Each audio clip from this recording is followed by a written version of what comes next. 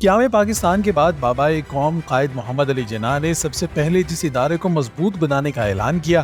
وہ پاک فوج تھا۔ اس کی اہم وجہ یہ تھی کہ پاک فوج کو شروع ہی سے جنگی ماحول ملا۔ آزادی کے ایک سال بعد 1948 میں کشمیر کی مہاجرائی ایک نو آزمودہ فوج کے لیے بہت بڑا چیلنج تھی، لیکن پاک فوج نے پھر بھی دشمن کے دانت کھٹے کیے، جس کے بعد انڈیا جنگ رکوانے کے لیے خود ہی UN چلا گیا۔ اس کے بعد 1965 کا مارکا بھی پاک فوج کے لیے ایک بڑا مثالی تھا، جب پاکستان نے خود سے 5 گنا بڑے ملک سے جنگ جیتی تھی، جس کو ساری دنیا نے دیکھا کہ کس طرح پاک فوج نے دشمنوں کے ارادوں کو خاک میں ملا دیا۔ اسی طرح 71 کی شورش اور پھر مغربی پاکستان کی علیحدگی کا ہونا بھی وہ وقت تھا جب نہ تو پاک فوج کے پاس اتنے ہتھیار تھے اور نہ ہی انڈیا کی طرح کہیں سے بیرونی سپورٹ حاصل تھی، لیکن پھر بھی پاک فوج نے دونوں محاذوں پر دشمن کو ٹف ٹائم دیا۔ پاک فوج کی کارکردگی اتنی قابل تحسین تھی کہ خود اس وقت کے بھارتی آفیسر نے تسلیم کیا کہ اگر کوئی اور فوج ہوتی تو کبھی بھی اتنی دیر نہ لڑ پاتی۔ ایسے ہی اگر ہم کارگل کے محاذ کی بات کریں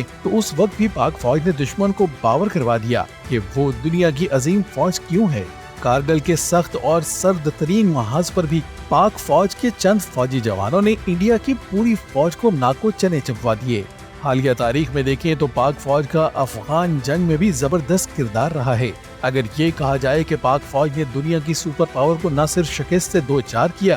بلکہ اس سپر پاور نامی بلا کے کئی ٹکڑے بھی پاک فوج کی وجہ سے ہی ہوئے تو یہ ہرگز غلط نہ ہوگا۔ پاک فوج کی ان کامیابیوں کی اہمیت اور بھی بڑھ جاتی ہے جب یہ حقیقت سامنے رکھی جائے کہ پاک فوج نے نامساعد حالات اور کم ترین بجٹ میں رہتے ہوئے یہ کامیابیاں حاصل کی۔ پاک فوج شاید دنیا کی واحد فوج ہے جو پچھلی کچھ دہائیوں سے لگاتار حالت جنگ میں ہے، کبھی اندرونی طور پر تو کبھی بیرونی طور پر، اور مسلسل جنگ میں رہنے کی وجہ سے پاک فوج نہ صرف جنگ کے تمام جدید اور روایتی طریقوں کو جانتی ہے بلکہ اس کا ہر سپاہی چٹان کے مانند مضبوط تر ہو چکا ہے۔ اسی وجہ سے اس وقت پاک فوج کا شمار دنیا کی بہترین افواج میں ہوتا ہے۔